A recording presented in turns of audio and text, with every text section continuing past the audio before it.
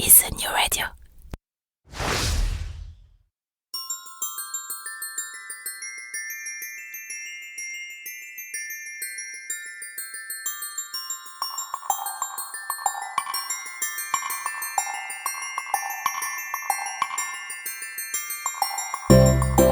Bon matin et bienvenue dans la saison 3 de Fais-tu frette.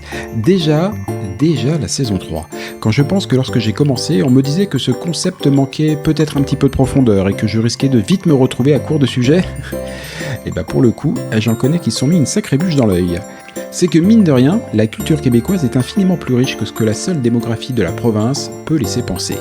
La société québécoise, parce que multidimensionnelle, est aussi incroyablement plus complexe que tout ce qu'on peut imaginer. Alors vous savez quoi les amis, de vous à moi, vous pouvez encore vous attendre à quelques saisons en plus de Fais-tu frette. Mon nom est Jean-Michel Lhomme et avec ce podcast je suis vraiment, mais alors vraiment heureux de vous faire découvrir mon nouveau chez moi, le Québec. Bonne écoute.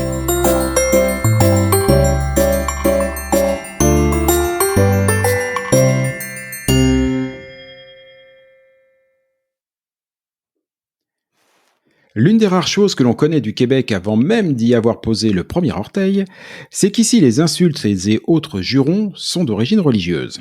Oreilles chastes et pieuses, baissez le volume, car ce dont je parle, ce sont les tabarnak, Chris, hostie et autres calices qui ponctuent régulièrement les phrases de l'automobiliste québécois à qui on vient de faire une queue de poisson.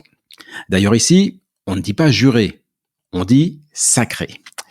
La religion est un élément clé de la société québécoise. Elle est présente partout, pour le meilleur, pour le pire et pour de vains observateurs, car, comme disait Coluche, la religion au Québec, c'est un peu comme le sucre dans le lait chaud.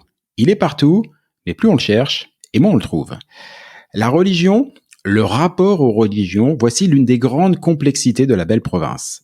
Alors pour en parler, j'ai invité celle qui, de mon modeste point de vue, est l'une des plus fines analyses de la société québécoise, à savoir Valérie Lion. Aujourd'hui journaliste au Pèlerin Magazine, c'est une amoureuse du Québec qui décrypte l'actualité au travers d'une infolette que je ne saurais trop vous recommander. D'ailleurs, si ce n'est pas déjà fait, repentez-vous, gentes dames, et allez vous abonner illico presto à Attache Tatuc. Salut Valérie. Bonjour Jean-Michel. Comment vas-tu ? Très bien, très heureuse de faire un pont sur l'océan Atlantique entre Montréal et Paris. Oui, parce que effectivement, tu es à Paris, tu es une vraie amoureuse, une grande connaisseuse du Canada et du Québec, mais tu es à Paris. C'est bien parce que comme ça, tu vois, on fait vraiment la jonction parfaite. Alors, même si tu es à Paris, la première question que j'aimerais te poser, elle n'a pas forcément grand-chose à voir avec la religion, quoique, mais c'est quoi donc ton histoire à toi avec le Québec ? Alors, ou le Canada d'ailleurs.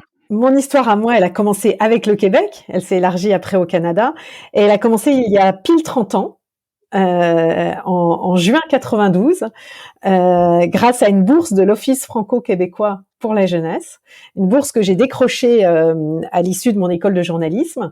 Et grâce à cette bourse, j'avais le billet d'avion et les 2 premières nuits d'hôtel payées à Montréal et un accès à un grand forum sur les médias.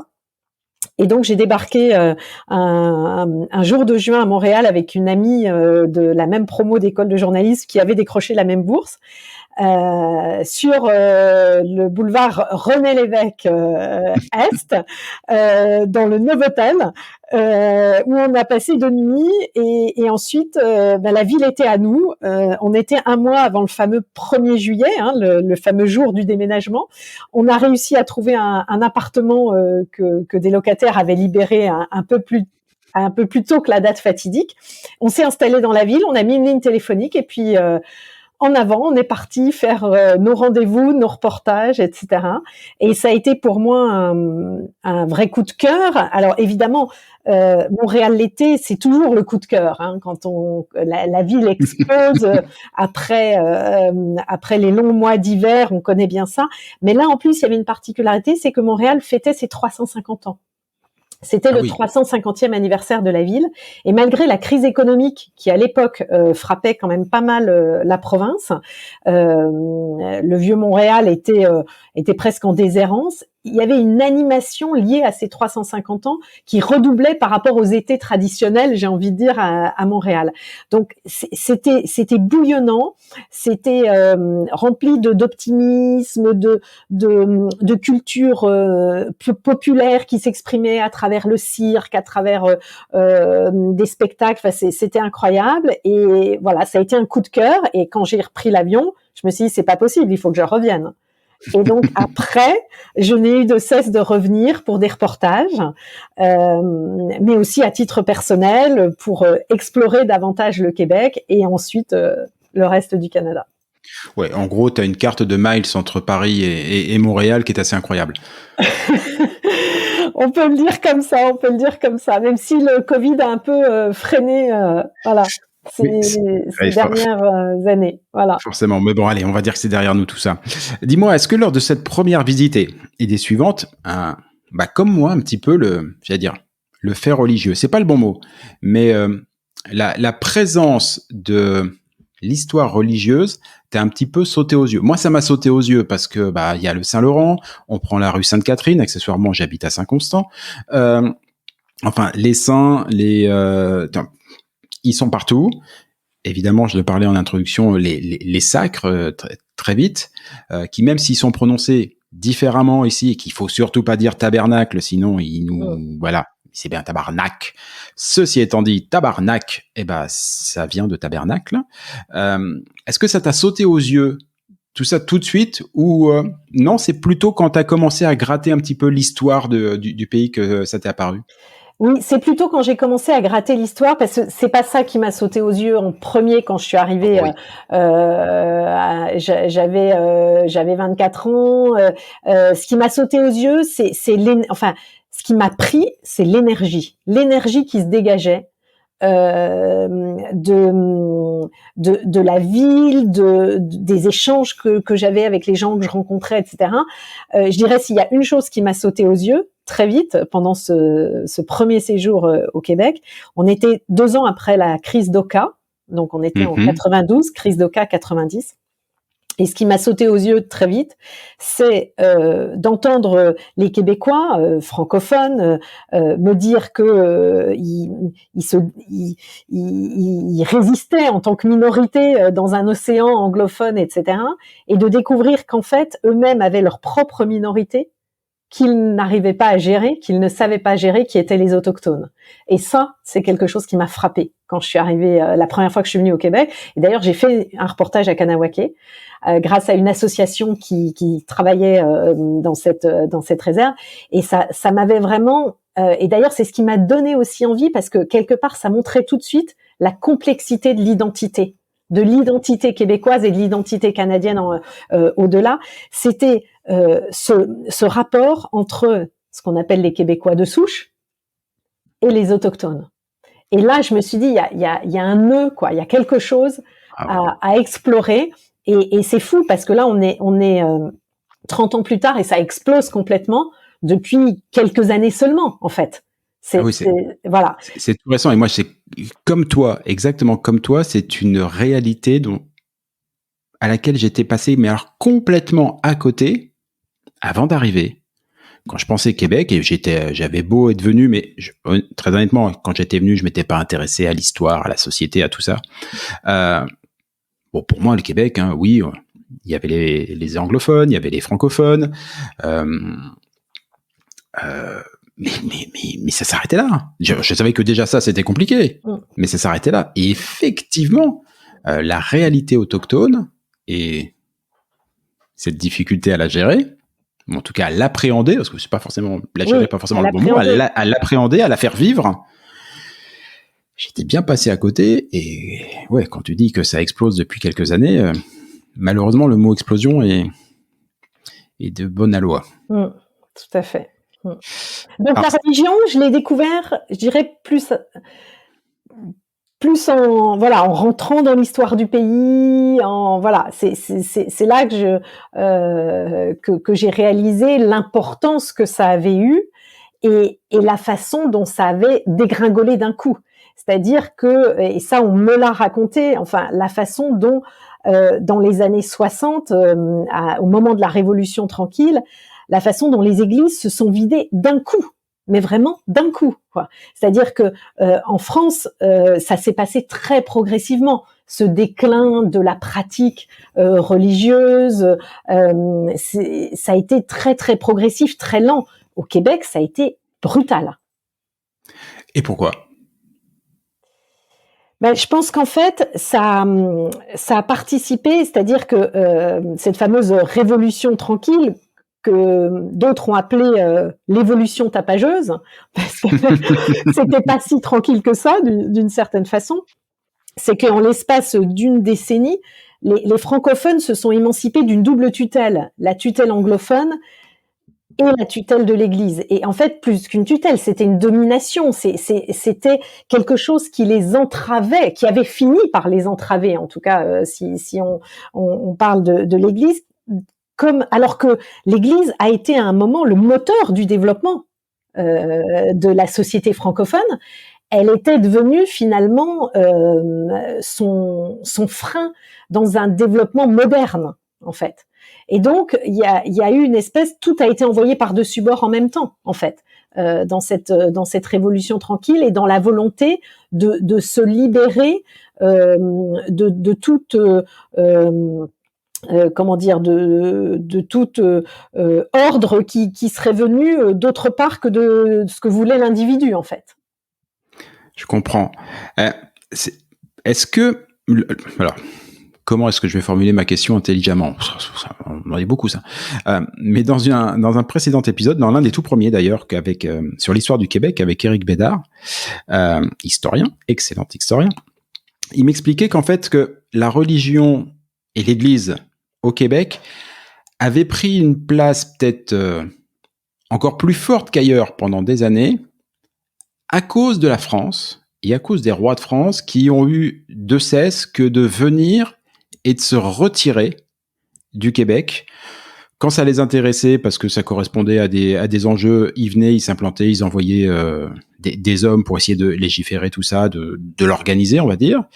Et puis quand ça les amusait plus, ou qu'il y avait d'autres terrains de bataille, d'autres terrains de conquête qui étaient ailleurs en Europe, ils se retiraient. Et là, en gros, ils sous-traitaient, je peux dire ça comme ça fait très commercial, mais ils sous-traitaient carrément la gestion et le développement du Québec à l'Église, qui de coup avait un rôle qui dépassait largement le côté moral, spirituel et religieux, puisque c'était aussi un rôle de gouvernement, et que c'est peut-être compliqué à appréhender pour nous, mais que la place de l'Église au Québec avait été beaucoup plus importante que dans beaucoup de pays. Oui, mais c'est vrai que ça a été l'élément de stabilité, en fait, pour la communauté francophone, pour les colons qui se sont installés. Ça a été l'élément de stabilité, l'institution permanente, en fait. Ça a été effectivement l'institution permanente, et ça a été celle qui... Alors, il y avait évidemment les missionnaires qui étaient là justement pour évangéliser les autochtones, mais qui ont quand même été ceux qui ont créé les premiers hôpitaux, les premières écoles, c'est-à-dire tout ce qui a donné finalement à la communauté les moyens de survivre, en fait. Ça a été apporté par l'Église. En termes institutionnels. Donc, effectivement, ça avait pris une place. Et puis ensuite, enfin, on va très vite, mais la conquête anglaise, les fameuses plaines d'Abraham, la bataille des plaines d'Abraham perdues, etc., a fait que les francophones donc se sont retrouvés minoritaires dans le Canada uni, enfin quand celui-ci s'est constitué, et que finalement leur seul moyen de résister, c'était de faire des enfants, la fameuse revanche des berceaux.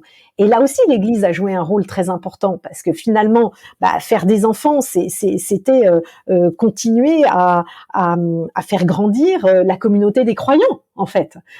Donc c'était voilà, ça a été la résistance. Elle s'est faite à travers toutes ces nouvelles bouches à nourrir, mais qui étaient aussi des nouveaux fidèles pour l'Église, en fait. Et c'était comme ça que le fait francophone pouvait persister. Et le fait francophone était complètement associé aux faits catholiques, finalement, puisque les anglophones, eux, étaient anglicans. Donc c'est grâce à l'Église en fait que ce Québec francophone qu'on connaît aujourd'hui et puis qui nous attire tant puisqu'on parle souvent de nos cousins québécois. C'est grâce à l'Église aujourd'hui qu'il existe encore et qu'il n'a pas été happé, avalé par les vainqueurs des plaines d'Abraham. En tout cas, au XVIIIe et XIXe siècle, en grande partie, en effet, en grande partie. Et puis, il y a eu ensuite, au cours du XXe siècle, toute cette période d'une domination anglophone, notamment sur les affaires économiques, qui a maintenu les francophones comme un petit peuple, le petit, toujours petit. Et là, pour le coup, où l'Église a pas forcément été, a eu plutôt un réflexe conservateur finalement, d'essayer de garder ses ouailles, etc.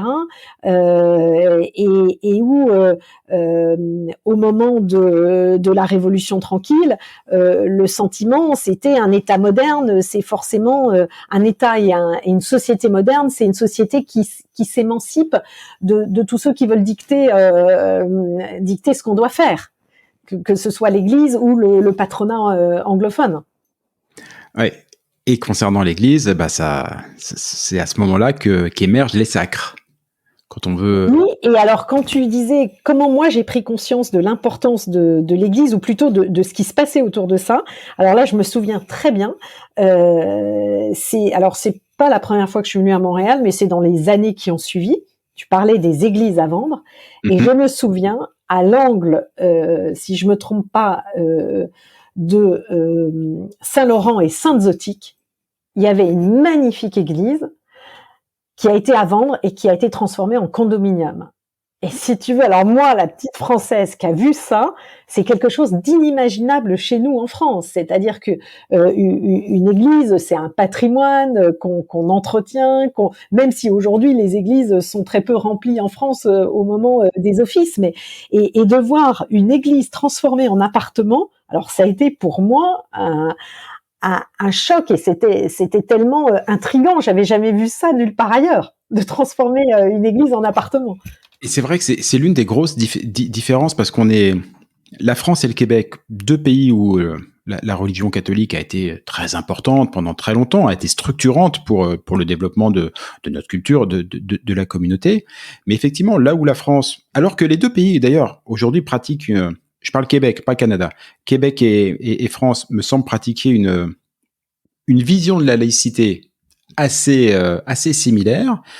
On a en France quand même un rapport avec l'Église et au patrimoine ecclésiastique, un certain, j'allais dire, respect, c'est-à-dire que l'État français continue à financer ou à cofinancer la rénovation des églises, que ça fait partie du patrimoine. Alors ici, par contre, que nenni, pas du tout. Et effectivement, les églises sont à vendre, certaines sont réhabilitées. Moi, l'un des tout premiers concerts que j'ai pu faire ici, en sortant de la période post-Covid, c'était un concert de Corneille, et c'était dans une église dans Montréal. Super concert au passage. Ouais. J'ai écrit quelques petits articles à droite et à gauche, et notamment, pas très loin de Saint-Zotique, dans une communauté juste à côté, une église qui venait d'être vendue et sur lesquels il devait y avoir une cérémonie de désacralisation, si je te dis pas de bêtises. Je crois que c'est ça. Mais effectivement, des églises à vendre, mais pour refaire tout ou n'importe quoi, il y en a plein. C'est-à-dire, on sent quand même qu'il y a un rapport avec la religion qui a été...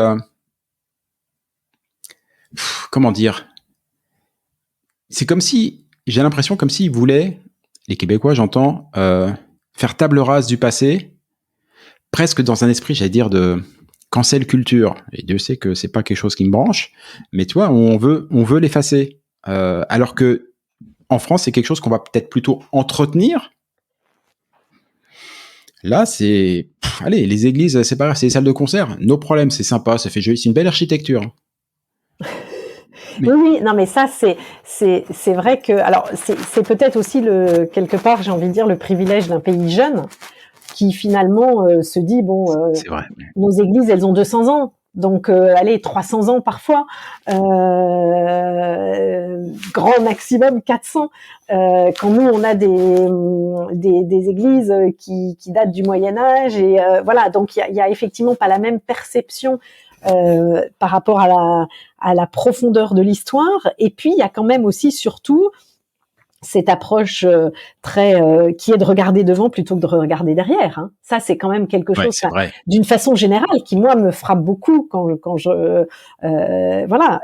C'est une des caractéristiques. Et quand on demande pourquoi, par exemple, les Français ils sont tellement attirés par le Québec, le Canada, pour moi, il y a des raisons un peu fondamentales. Il y a ce côté, le fait de préférer complimenter plutôt que critiquer. Par exemple, nous, on est les rois de la critique en France et au Canada, au Québec, voilà, si quelque chose se passe bien, on va le dire, on va le formuler, etc. Et puis on regarde toujours plus devant que derrière. Donc à partir du moment où on décide que effectivement on fait table rase, comme tu dis, mais on s'embarrasse pas. En fait, on s'embarrasse pas on se met aucun frein finalement. On se met aucun frein. Mais c'est marrant, j'y avais pas du tout pensé en préparant l'émission, mais ce que tu dis résonne complètement. Je pense à ma petite dernière, donc, qui est à l'école ici au Québec. Et effectivement, par rapport à la France, ce que j'ai connu et ce qu'elle-même a connu, c'est vrai que le rôle, la place que prend l'enseignant, le prof d'histoire, a rien à voir, mais alors rien à voir avec celle qu'on connaît en France, où il est un peu sacralisé, c'est un peu the prof des profs, hein, voilà. Ok, il est barbu, voilà, mais désolé pour l'image d'Épinal, mais voilà, il y a un respect, une espèce de dévotion, quelque chose, je sais pas, quelque chose de très fort. Ici, pas du tout. Hein. J'allais dire, c'est un prof lambda et déjà on lui fait faire pas mal d'autres trucs, et pas que l'histoire et la géographie. Il y a pas mal d'autres choses dans l'univers social qui rentrent dans son scope, et c'est pas du tout le même rapport. C'est effectivement en fait, ils sont pas du tout le même rapport à l'histoire. Pas du tout. Ouais. Donc voilà, c'est probablement quelque chose qui a été plus facile pour eux, même si reste quand même ce fond de catholicisme culturel qui est quand même très présent, alors dont on voit les traces à travers, comme tu le disais, des noms, rien que des noms des villages, etc. Les églises qu'on voit quand même partout, dès que dans le moindre hameau, etc. Et puis quand même, parce que du coup je me suis un petit peu renseignée, parce que je me suis dit tiens, ça fait un moment que je me suis pas penchée quand même sur ce sujet-là, que j'avais regardé quand j'avais écrit mon bouquin, mais ça date d'il y a un certain temps. C'est que il y a quand même 40% au Québec. Enfin, c'est un sondage qui date d'il y a un an. Hein, de l'automne 2021, c'était un sondage Léger, de la fameuse firme Léger, qui disait que un Québécois sur 2 ne croit pas en Dieu. Bon, donc là, les choses sont quand même c'est clair. assez claires, mais que néanmoins, 40% disent déclarer une affiliation religieuse. Quand même. Donc, mais les convictions religieuses et spirituelles sont pas importantes. Mais ils déclarent quand même une affiliation religieuse et majoritairement, ils vont déclarer une affiliation catholique, en fait. Ils vont déclarer une affiliation catholique. Mais c'est presque, on a envie de dire, on se demande si c'est pas de l'ordre du folklore finalement, enfin du folklore ou de voilà, bah effectivement, bon, ça a fait partie de notre culture, donc il reste un petit bout de quelque chose quelque part. Mais il faut quand même se souvenir. On évoquait en aparté avant de démarrer cet échange la visite du pape François cet été, et on y reviendra peut-être pour les excuses aux autochtones. Mais il faut se souvenir quand même que quand Jean-Paul II, qui est venu 2 fois au Canada, quand il est venu chanter dans le stade de Montréal, ça nous remonte à les années 80. si je me trompe pas. Il a chanté dans un stade plein, et c'est là que Céline Dion s'est produit pour la première fois devant une masse de spectateurs, puisqu'elle a chanté pour le pape, et ça a été un peu une espèce de révélation. Donc les choses, il y a eu les années 60, la Révolution tranquille avec cette rupture. Ensuite, les choses se sont installées comme un pays sécularisé finalement, et puis elles se sont encore accélérées depuis une vingtaine d'années, parce que toujours selon des chiffres que j'ai retrouvés, en 2001, donc il y a presque 25 ans, 75% des enfants nés au Québec étaient encore baptisés. Ah oui. Mais aujourd'hui, c'est la moitié. Donc, ça va vite. Donc, ça va très vite. Et donc, ça a été très vite, notamment sur les mariages, parce que je me souviens qu'on m'avait raconté en me disant quand du jour au lendemain, enfin, c'était une image, mais c'était vraiment ça, les églises se sont vidées, etc. L'union libre a explosé au Québec bien avant la France. Bien avant la France. Les gens se sont mis à vivre en couple sans passer devant monsieur le curé, beaucoup plus, et bien avant le phénomène en France, si tu veux.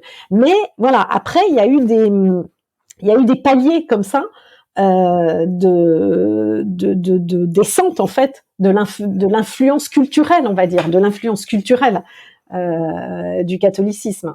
Et pourtant les stigmates sont vraiment là, parce que ce que je veux dire aux auditeurs qui écoutent ce balado et qui sont pas forcément venus, c'est que je suis sûr dire que je suis pas complètement fou. Je n'exagère pas. Et si vous êtes en France ou même globalement en Europe, où vous avez aussi un poids et une présence de la culture catholique assez forte, vous dites ouais, pourquoi il nous en fait une émission, celui-ci, il exagère un petit peu. Mais je vous assure, moi j'habite à Saint-Constant. À Saint-Constant, j'ai la rue Sainte-Catherine qui est juste à côté. Mais la ville d'à côté s'appelle Sainte-Catherine. Si je vais dans Montréal, je vais rue Sainte-Catherine, qui est l'une des plus grandes rues.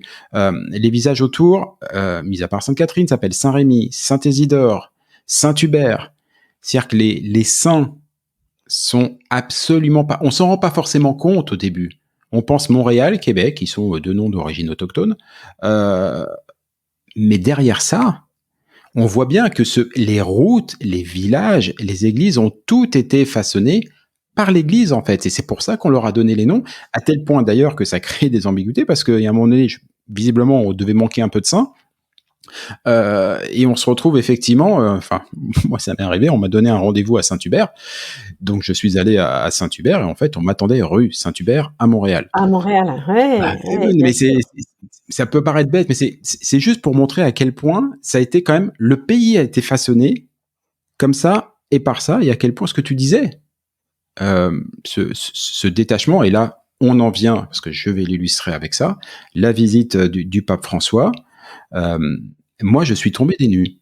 Je suis tombé des nues parce que, alors, je savais, et ça on y viendra un tout petit peu juste après d'ailleurs, rapport avec les autochtones, mais il y avait un sujet particulier à cette venue. Ceci étant dit, il me semblait, en tant qu'observateur de l'actualité internationale, que le pape François était un pape, on va dire, plutôt assez populaire, considéré comme réformiste, on va dire autant que peut l'être un pape, mais bon, quand même plutôt ouvert à deux trois trucs, bien aimé de la population. Donc malgré tout, même si je voyais bien que les églises ici étaient pas franchement très pleines, je m'attendais à ce qu'il y ait une certaine ferveur populaire, parce que quand même, c'est quand même l'un des grands personnages mondiaux. Que nenni. Le pape arrive sur les plaines d'Abraham à Québec, là où 2 semaines avant, il y avait le Festival de Québec avec Maroon 5 et les Foo Fighters qui réunissaient chacun 150 000 personnes. Et de l'avis de tout le monde, le pape a fait 4 000 personnes, dont à peu près 2 000, 2 500 qui étaient des personnels de sécurité ou de l'organisation. C'était très étonnant de voir un tel... et en plus, j'ai même pas senti un désamour. Non. J'ai senti un je m'en foutisme. C'est ça. Pas d'intérêt pour... Ouais. Okay, il est Alors, j'aurais il me semble que cette visite du pape, quelque part, était beaucoup plus, entre guillemets, politique que spirituelle. C'est vrai. Pour l'enjeu justement par rapport aux communautés autochtones, on y reviendra. Et peut-être aussi parce que quelque part, de toute façon, il savait qu'il a pas vraiment un public spirituel au Canada. Mais c'est vrai, et juste pour reboucler sur ce que tu disais par rapport à tous les saints, moi ce qui me frappe quand même, c'est que dans une ville comme Montréal, il y a deux choses qui dominent la ville. Il y a le Mont-Royal, mais il y a l'oratoire Saint-Joseph quand même, Voilà. qui est un truc incroyable quand on va le visiter. Enfin, je veux dire, c'est quand même, on peut pas le rater. Sur le Mont-Royal, il y a la fameuse croix lumineuse qui, donc, quand tu regardes Montréal la nuit, tu la vois forcément. Et puis, à côté d'un des hôtels les plus connus, The Queen Elizabeth, il y a quand même une église qui est la réplique de Saint-Pierre de Rome, en plus petit. Donc voilà, il y a quand même des choses qui sont, mais effectivement, en même temps, les gens passent à côté, et c'est un peu ce que tu dis par rapport au pape, comme s'ils ne le voyaient plus ou ne voulaient plus le voir. Enfin, ils l'ont sorti de leur de leur champ en fait. Ils l'ont sorti de leur champ. Mm. Et c'est vrai que la visite du pape, c'était un enjeu avant tout vis-à-vis des communautés autochtones, et je dis un enjeu politique aussi, parce que faut quand même dans cette histoire des pensionnats autochtones, ce fameux je sais pas comment, c'est même pas un scandale, c'est Un drame. plus que ça. Oui, le drame Horreur. des pensionnats autochtones. Il faut quand même se dire que tout est parti du gouvernement fédéral. Donc c'est d'abord une décision d'un gouvernement avec la loi sur les Indiens, qui ce fameux premier ministre qui dit qu'il veut tuer l'Indien en l'enfant. Donc la décision assumée, je dirais complètement pas du tout sous-jacente, elle est publique, elle est de mener une politique d'assimilation, et de confier cette politique d'assimilation par délégation, en quelque sorte, aux congrégations religieuses qui tiennent l'éducation dans le pays, d'une certaine façon. Mm. Et donc là, on a une espèce de délégation à l'Église d'une politique fédérale, en fait. C'est ce qu'on disait tout à l'heure, c'est que, et alors là, c'était pas avec le gouvernement français pour le coup, c'était le gouvernement canadien. Mais on a fait jouer un rôle à l'Église qui allait bien au-delà de son rôle, je vais dire, normal de religion, puisque il y avait une politique, tu le dis très bien, une politique fédérale, accessoirement légèrement discutable, mais ceci dit, voilà, une politique fédérale, et on a gentiment expliqué à l'Église, il y avait visiblement un intérêt, mais vous allez vous en occuper. Et moi, ce qui m'a beaucoup frappé dans cette histoire, hormis évidemment toutes les horreurs qu'on a découvert après, mais j'ai lu à peu près tous les bouquins de Michel Jean et lu la passionnant. Passionnant. Et en fait, une des choses qui décrit très très bien dans la brutalité qu'ont vécu les familles autochtones lorsque, évidemment, ils étaient au courant de rien. Hein, parce que évidemment ils vivent à un endroit l'été, à un autre endroit l'hiver. Enfin, ils étaient assez déconnectés de toute cette politique canadienne, autre chose. Il y avait leur vie autonome. Un jour, ils découvrent au pied de chez eux 2 gendarmes, une gendarmerie créée pour l'occasion pour ça, à qui explique, ben voilà, on récupère vos enfants là tout de suite maintenant et on les embarque. Mais vous rassurez-vous, on va les éduquer. Et ce qu'il explique très bien, c'est que la seule et unique raison pour lesquels les autochtones ont accepté et ne se sont pas révoltés, c'était grâce à la présence de l'Église. Ils faisaient confiance. Ils faisaient confiance et c'était le garant. Donc la mort, c'est très bien décrit dans le livre, la mort dans l'âme, en versant des litres et des litres de larmes, tout ce qu'on veut, ils disaient quand même, non, l'Église est là. On fait confiance. Oui, c'est terrible. C'est pour ça que il y a une double trahison dans cette affaire qui est vraiment terrible, parce qu'effectivement, et ça, Michel Jean, dont j'ai aussi chroniqué les livres que j'ai lus et qui raconte vraiment, c'est poignant la façon dont il raconte ces histoires, que certains membres de sa famille lui ont directement raconté. Ce qu'explique très bien Michel Jean, c'est que finalement, quand justement les religieux ont débarqué dans ce qui est devenu la Nouvelle-France et ont rencontré les peuples des Premières Nations qui étaient là, il y a eu une tentative d'évangélisation, mais qui n'a pas été, en tout cas, totalement refusée par les autochtones, parce que finalement, les autochtones développent énormément de croyances, ont une grande spiritualité et finalement ont accueilli d'une certaine façon cette nouvelle croyance en l'intégrant C'est ça, c'était une croyance en plus. Voilà, c'était une croyance en plus qui est venue et puis on le sait aussi, c'est-à-dire que ça a été une stratégie aussi pour les francophones versus les anglophones d'essayer de passer certaines alliances avec les peuples autochtones, notamment pour des raisons économiques, évidemment la fourrure, etc., mais pas que, aussi pour des raisons de survie on le sait pas forcément, mais il y a eu énormément de métissage en fait entre les colons et les peuples autochtones. Donc il y a eu une sorte de croisement, d'interpénétration des croyances, etc. Et par exemple, Michel Jean lui-même me racontait que Sainte-Anne-de-Beaupré, donc ce fameux lieu de pèlerinage, cette église qui est juste à côté de la ville de Québec, le fameux pèlerinage de Sainte-Anne, qui est un pèlerinage important pour les autochtones, parce que Sainte-Anne, c'est la grand-mère, en fait, c'est la figure de la grand-mère, qui est une figure très importante chez les autochtones, c'est l'aîné, évidemment, c'est la sagesse, etc. Mais au pèlerinage de Sainte-Anne à Sainte-Anne-de-Beaupré, il y a toujours énormément d'autochtones, alors qu'il n'y a pas un Québécois de souche, j'ai envie de dire. Enfin, voilà, donc il y avait effectivement une sorte de confiance qui s'était installée entre les autochtones et les religieux, certains religieux en tout cas, et ce qui a fait effectivement que certains ont laissé partir leurs enfants en se disant si le prêtre nous dit vas-y, ça ira quoi. Nos enfants reviendront et surtout on s'occupera bien d'eux. Et en fait, évidemment, c'est pas du tout ce qui s'est passé. Et donc ça, c'est terrible dans l'histoire. Vraiment, je trouve cette espèce de double trahison de la part de l'institution religieuse et de l'institution politique quand même aussi. Et là, il y a un jeu quand même.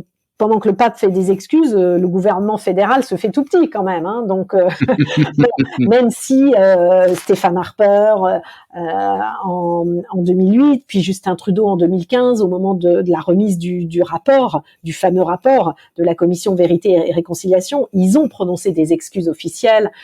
Ça a été dit, ça a été fait, mais les réparations, elles tardent énormément à venir. Même la matérialisation, ce que Michel Jean expliquait, je crois, je sais plus si c'est dans un livre, je crois que c'est plutôt dans une interview, mais c'est que effectivement en 2015, quand il y a ce rapport qui est remis à Justin Trudeau, le rapport dit explicitement qu'ils estiment qu'il y a entre 4000 et 6000 enfants qui ont perdu la vie dans les pensionnats autochtones et dont les corps n'ont jamais été restitués aux familles. Pour autant, aucune recherche, rien n'a été entrepris jusqu'à ce que, alors je ne sais plus si c'était par hasard ou trop, mais que les premiers corps aient été retrouvés à proximité d'un ancien pensionnat, des corps d'enfants, et que là, alors qu'on le savait, c'était documenté, c'était sérieusement annoncé depuis 2015, mais c'était passé, oui, on avait fait des excuses, mais ça n'a pas ému plus la population que ça. Alors là, tout d'un coup, on avait trouvé des corps, et là, c'est devenu un phénomène, un problème majeur, un fait majeur. En fait, c'est comme si, là, c'était vrai. C'est devenu une réalité pour la société canadienne avec la fameuse découverte de Kamloops en Colombie-Britannique, et puis après, il y a eu la Saskatchewan, et puis et effectivement, tu as raison, c'est devenu une réalité à ce moment-là. avec ces fausses communes complètement atroces. Enfin, mais c'est vrai que c'est à la fois, ça montre la complexité de la relation entre, j'ai envie de dire, la société québécoise et la religion, et les églises, parce que les églises ont apporté des choses dans la structuration, on l'a dit, de la société, etc. Et puis elles ont été le bras armé d'une politique d'assimilation terrifiante.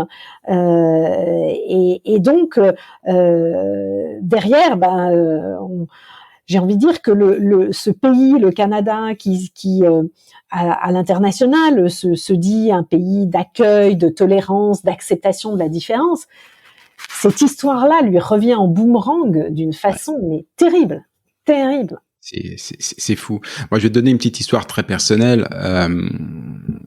Tu le vois derrière moi, j'ai une photo qui illustre mon bureau. Je viens du centre de la France, un petit village en Charente, qui est pas très loin d'Oradour-sur-Glane. Voilà. Une histoire personnelle. Et avant de partir au Québec, j'ai emmené toute ma petite famille à Oradour-sur-Glane, parce que pour moi, c'est quelque chose d'important de transmettre l'histoire et tout ça et tout. Et je les ai aussi emmenés parce que je me suis dit, là-bas au Québec, on va être loin de cette réalité. On va être loin des champs de guerre, des horreurs qu'il y a eu, et je veux pas que vous oubliez, je veux que vous sachiez.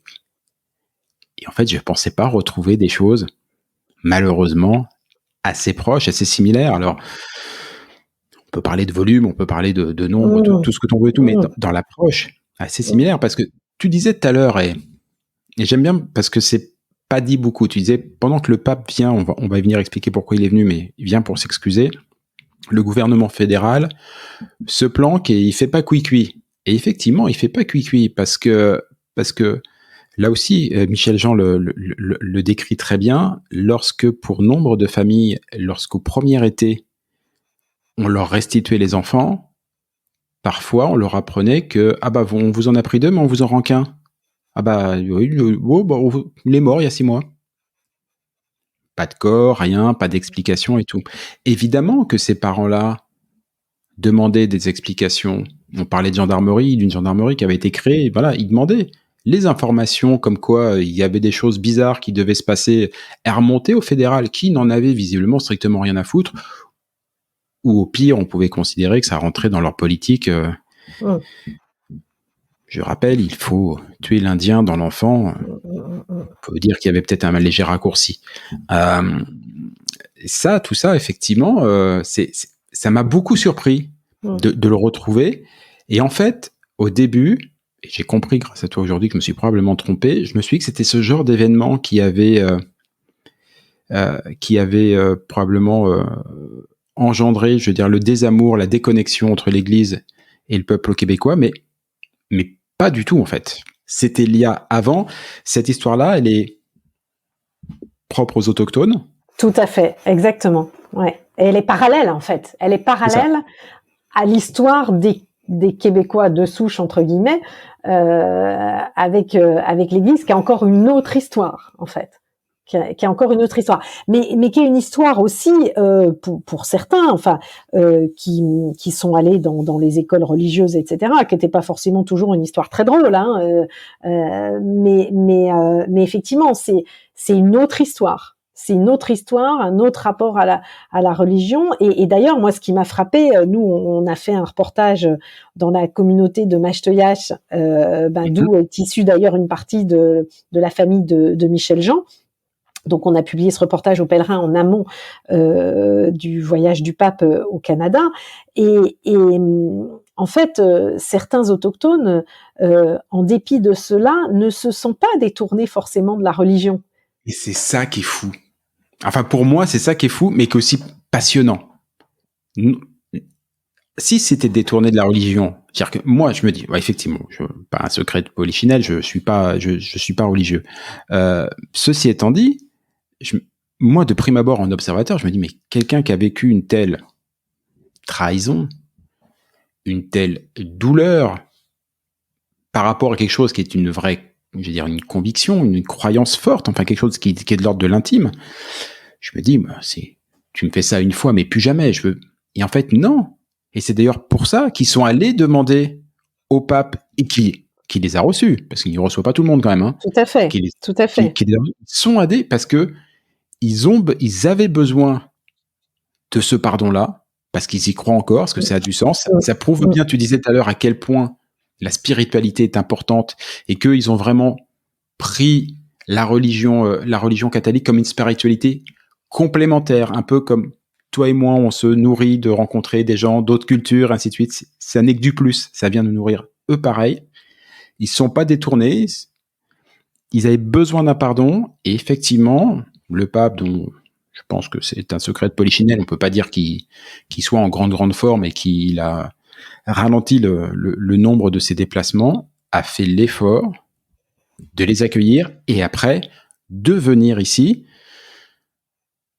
Tout à fait. Alors qu'il il a annulé au mois de juin, il devait se rendre en Afrique et ou tout début juillet, avant son voyage au Canada, et il a annulé le voyage en Afrique et il a maintenu le voyage au Canada. Donc c'était vraiment effectivement, comme tu le dis, quelque chose de très important. Et en creux, ça interroge parce qu'on sait que les peuples autochtones ont une spiritualité très développée. En creux, ça interroge sur la place de la spiritualité dans le reste de la société québécoise ou même plus largement canadienne, qui de ce point de vue-là peut apparaître comme une société quand même avec une présence de la spiritualité quand même assez faible finalement. C'est-à-dire qu'il y a beaucoup de choses qui sont très séduisantes dans la personnalité et la complexité de l'identité québécoise et canadienne. C'est vrai que la dimension spirituelle, c'est pas ce qui frappe au premier abord. Clairement, c'est pas. Et tu le disais tout à l'heure, la dimension historique. Tout à fait. Je ne sais pas si les deux sont liés, peut-être probablement, mais peut-être. Tellement tourné vers l'avenir que. Voilà, tellement tourné vers l'avenir. Après, dans le modèle de société, et là on a une vraie différence entre le Québec et le reste du Canada, on a quand même d'un côté une société québécoise qui a cherché à inventer un modèle de laïcité, tu disais assez proche du modèle français, avec quand même des différences, je trouve. Enfin, il y a parce que évidemment, enfin, il n'y a pas eu de loi de séparation de l'Église et de l'État comme chez nous en 1905. Et donc, il y a eu le besoin, au fur et à mesure de la sécularisation de la société, d'affirmer des choses. Et puis, en même temps, un reste du Canada qui, de par sa dimension multiculturelle, veut accepter toutes les religions, faire sa place à toutes les religions, considérant que c'est quelque chose qui relève de l'individu et qui ne doit pas être un facteur discriminant. Et aujourd'hui, on voit quand même au sein du Canada un Québec avec une loi 21 sur la laïcité faite par le gouvernement Legault, premier mandat, attaqué par d'autres provinces, voire par le fédéral, qui reproche au Québec, par exemple, d'interdire à des jeunes femmes devenues professeurs d'enseigner avec un voile, en portant un voile. Et donc là, on sent bien qu'il y a aussi une extrême sensibilité au Québec sur la place de la religion dans l'espace public, c'est-à-dire qu'à partir du moment où les Québécois ont sorti la religion de leur vie sociale, il y a vraiment une extrême sensibilité au fait qu'elle ne doit réapparaître sous aucune forme, quelle que soit la religion, que ce soit la religion catholique ou d'autres religions. Et là, il y a une incompréhension et quand même un fossé qui se creuse en ce moment, je trouve, entre le Québec et les autres provinces canadiennes sur cette question-là. Alors à un moment, les choses se sont tassées avec les fameux accommodements raisonnables qui sont quand même quelque chose de très spécifique, mais là on sent que ça se durcit quand même. On sent que ça s'est durci. Moi, ça fait aussi partie des choses que j'avais pas forcément senti ou ressenti. Effectivement, tellement la religion est peu présente et tellement pas un sujet. En fait, on n'en parle pas, donc voilà, ça n'est pas émergé. Et en fait, c'est à l'occasion de l'assassinat de Samuel Paty en France que que le clivage entre le Canada, François Trudeau, pour faire court, et le Québec, François Legault, est apparu parce que les deux réactions ont été parfaitement antinomiques. Ça a créé à la fois un incident diplomatique d'un côté et d'autre Tout à côté fait, une opportunité politique. tout à fait. Et c'est là où où en gros François Legault était sur une ligne très dire française en disant bah la laïcité, toute la laïcité, rien que la laïcité, et où tout de suite par contre Justin Trudeau lui a dit oh là attention, quand même faut quand même comprendre, il y a des trucs qu'il faudrait mieux pas dire. Et ça avait créé et c'est là où j'ai compris que intellectuellement, dans l'approche, politiquement, on est sur deux sociétés différentes. Ah ouais, et sur deux modèles complètement différents. Et là, c'est intéressant parce que pendant longtemps, on s'est dit que voilà, ce qui séparait finalement le Québec du reste du Canada, d'abord c'était le fait francophone versus le fait anglophone. Et là, on voit qu'il y a quand même un point. Un point vraiment de crispation très fort sur cette question de la laïcité, qui est un mot qui a même, enfin voilà, c'est vraiment laïcité versus multiculturalisme, et les deux ne peuvent pas se rencontrer en fait. Les deux ne peuvent pas se rencontrer. Et je dirais même que d'une certaine façon,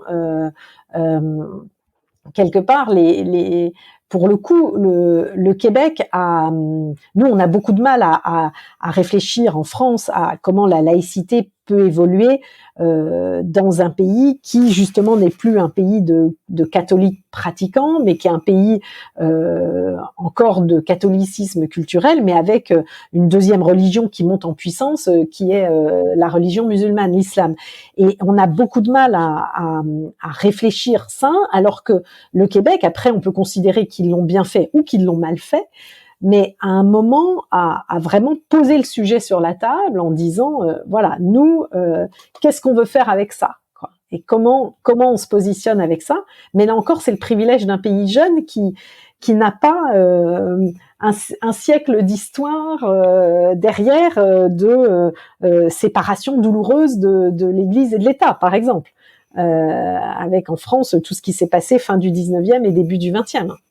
Ouais, avec en plus un pays qui a parmi ses sujets récurrents celui de la séparation, l'indépendance. Voilà, c'est le fil rouge un peu de l'histoire politique du Québec, mais qui revient, mais qui fait que cette histoire de couper les ponts, d'une manière générale, avec quoi que ce soit, avec qui que ce soit, n'est pas un sujet tabou. C'est au contraire presque le seul et unique sujet autour duquel tout s'agrège, les questions de langue, les questions religieuses, d'éducation, de santé, enfin un petit peu tout ça. Mais quand même, pour rappeler quand même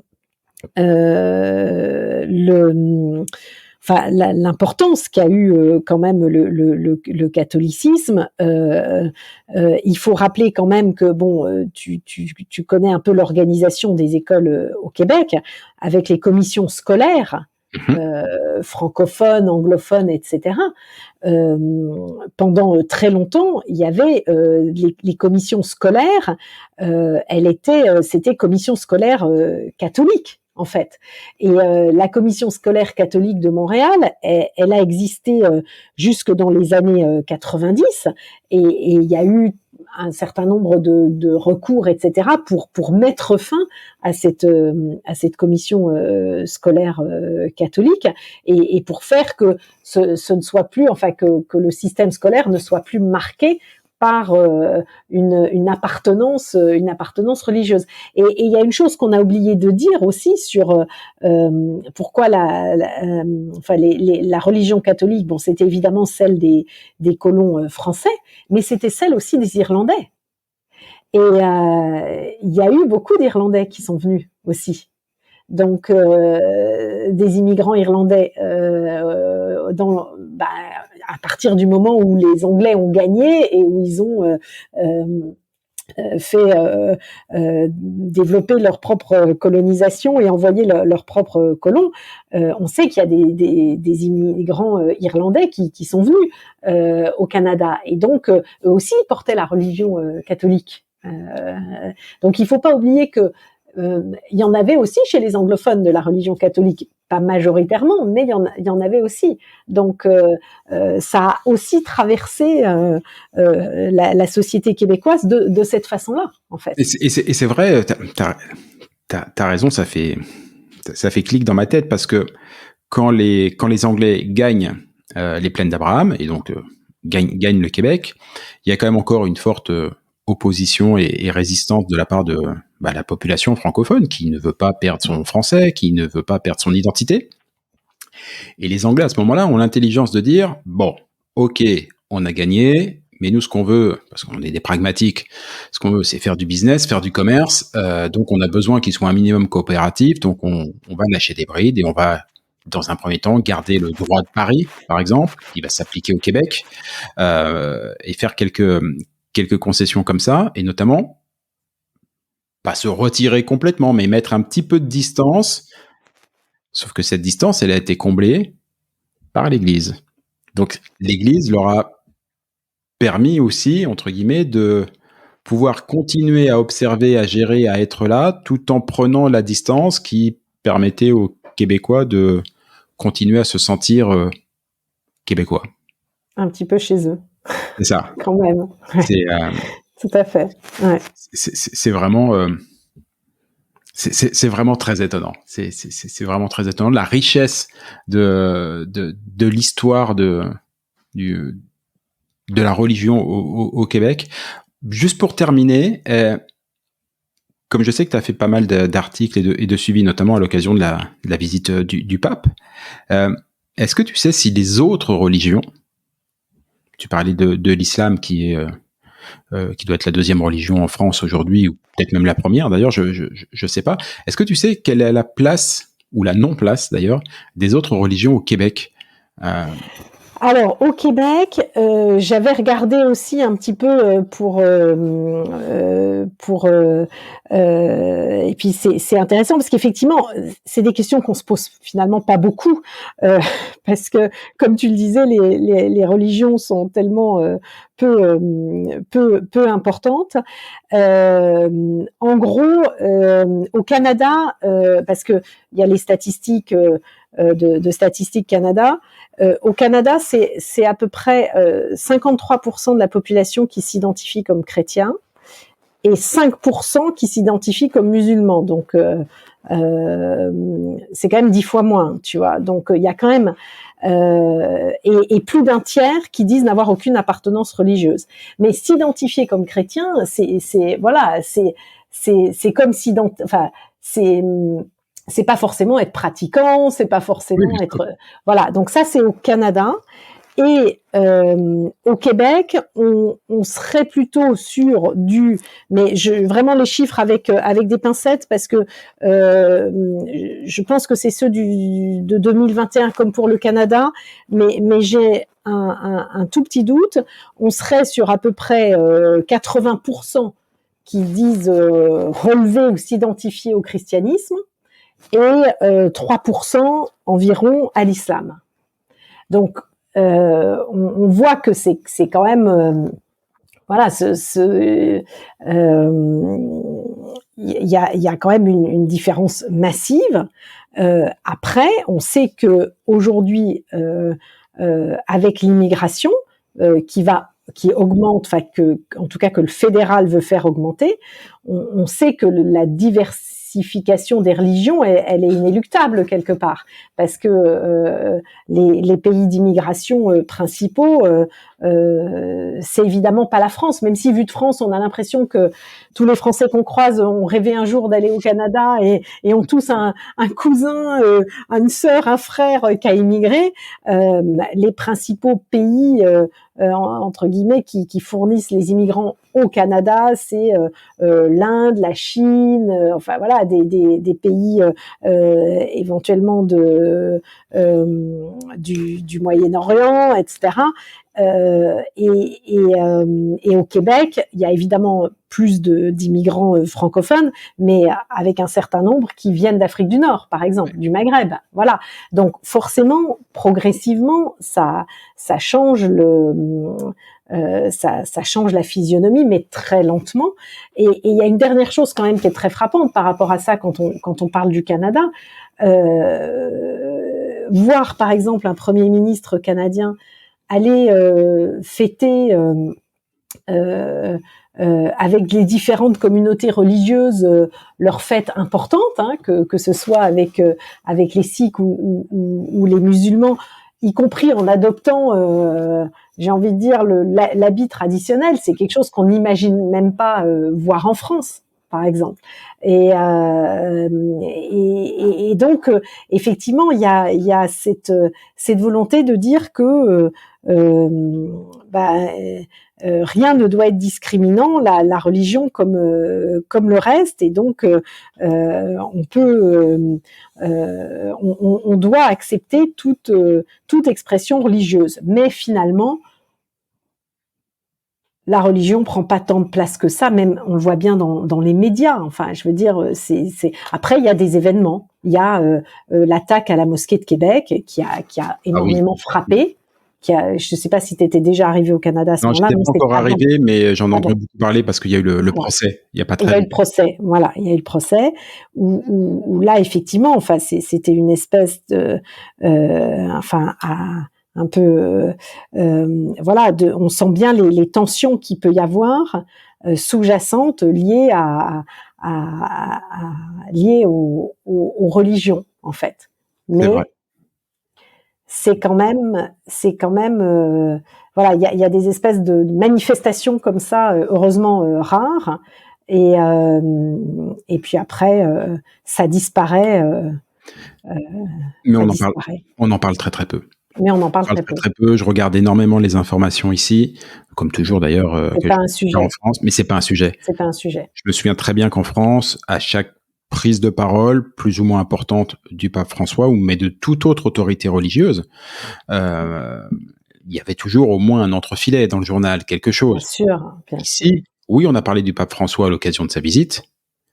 Basta, così. Quand il est parti, j'en ai plus entendu parler de suite. Je veux dire que le Québécois aujourd'hui serait bien en peine de dire où se trouve présentement le pape François. Qui est à Bahreïn en ce moment, et en France on en parle. Voilà, ici on n'en parle pas du tout. Du tout.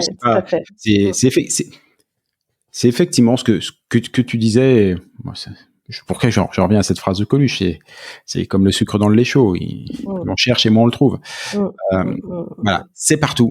C'est absolument partout. Ouvrez les yeux, vous verrez, regardez les noms de rue, regardez l'histoire, écoutez les mots, et vous verrez que la religion... les récits, enfin les livres, je sais pas, même Maria Chapdelaine, ou enfin voilà, les livres qui racontent ce qu'était le Québec jusqu'au 19e, au milieu du 20e siècle, quoi.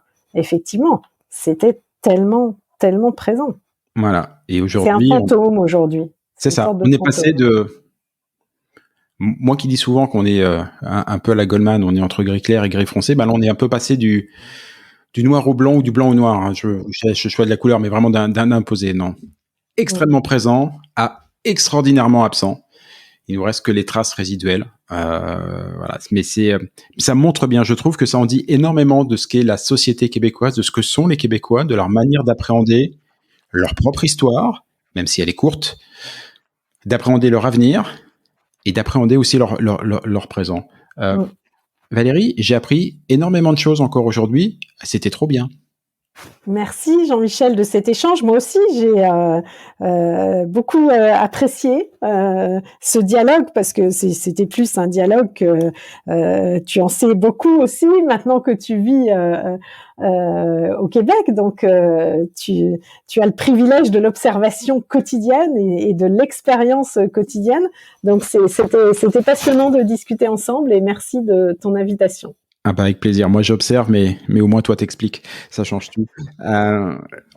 Pour ceux qui ne l'ont pas encore fait et qui n'ont pas suivi mon conseil en introduction, je leur dis, ils peuvent te retrouver et retrouver tes tes papiers, bon, c'est exactement, ça me fera prendre le terme qu'on utilise dans le journalisme en France, des papiers que tu envoies régulièrement pour parler de l'actualité canadienne et québécoise.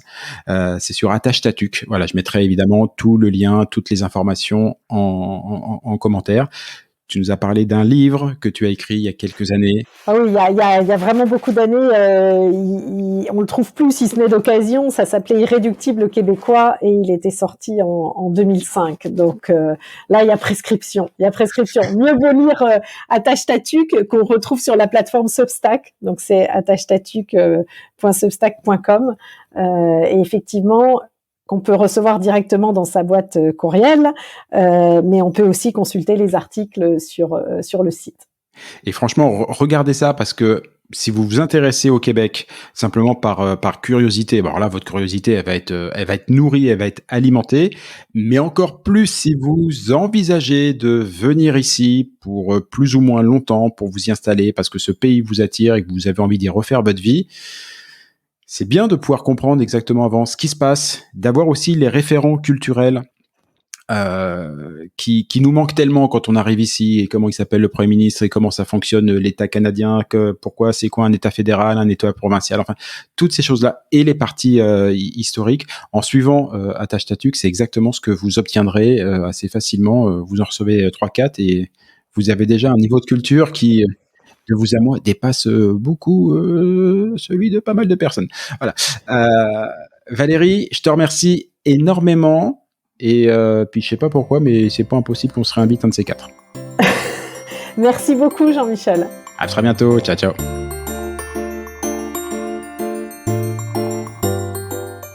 Et voilà, Fais-tu frette, c'est fini pour aujourd'hui. Si vous êtes arrivé jusque-là, bravo, vous avez vraiment toute mon admiration. Mais bon, c'est probablement parce que cela vous a plu au moins un petit peu. Ou que vous êtes alors complètement maso. Bah, par défaut, j'opte quand même pour la première hypothèse. On va dire que c'est mon côté optimiste. Alors s'il vous plaît, rendez-moi service. Partagez ce podcast, parlez-en à vos amis, abonnez-vous et surtout, donnez-lui une note. Alors juste pour info, même si ce programme reste évidemment très perfectible, inutile de mettre un 3 ou un 4 sur 5. Au royaume d'Apple et consorts, il n'y a que le 5 sur 5 qui compte. Ah oui, c'est le jeu ma pauvre Lucette. Alors je compte sur vous. Pour le reste, vous trouverez tous les liens, les références vers les livres, les spectacles, les programmes et que sais-je dont on a pu parler au cours de cette émission et même ceux dont on n'a pas parlé mais qui me semblent intéressants. Tout ça, vous le trouverez dans le descriptif, dans les commentaires de ce podcast ou bien alors sur notre site internet faitufrette.com. Sur ce même site, vous avez d'ores et déjà la possibilité de vous inscrire à l'indispensable newsletter hebdomadaire que nous vous préparons et qui sera lancé très prochainement. Et j'y annoncerai les prochaines émissions et partagerai avec vous des articles, des infos, des bons plans qui pourraient bien nourrir votre curiosité à propos du Québec. Enfin justement, puisque vous êtes curieux, je suis sûr que vous avez des questions, des suggestions, que vous aimeriez qu'on traite tel ou tel sujet. Eh ben, je ne demande qu'à vous lire. Envoyez-moi un courriel. Oui, j'ai bien dit courriel. Envoyez-moi un courriel à l'adresse suivante. Fais-tu frette, en un seul mot, tout attaché, sans espace, sans tiret ou quoi que ce soit. Donc, fais-tu frette à commercial. Ah oui, j'ai oublié aussi. Ici, on ne dit pas at ou arrobase, on dit à commercial. Gmail.com. Bah, j'avoue, c'était pas très clair tout ça. On récapépète depuis le début, vous allez voir, c'est très simple. Fais-tu frette, F-A-I-S-T-U-F-R-E-2-T-E, à commercial, gmail.com. Pas compliqué. Vous vous souvenez qu'au tout début de cette émission, je vous ai dit qu'au Québec, on ne disait pas bonjour, mais bon matin. Et pour cause, car ici, pour se dire au revoir, on se souhaite de passer un bon jour. Alors bonjour à tous et à tantôt.